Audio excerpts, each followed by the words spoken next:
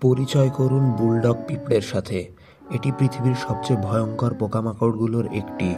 এদেরকে অস্ট্রেলিয়ায় পাওয়া যায়। এদের শুধু আকারই নয়, এদের বিষ এবং আক্রমণাত্মক স্বভাবই মূল ভয়ের কারণ। বুলডগ পিঁপড়ে অন্যান্য পিঁপড়ের চেয়ে অনেক বড় হয়, লম্বায় প্রায় 1.5 ইঞ্চি পর্যন্ত হতে পারে।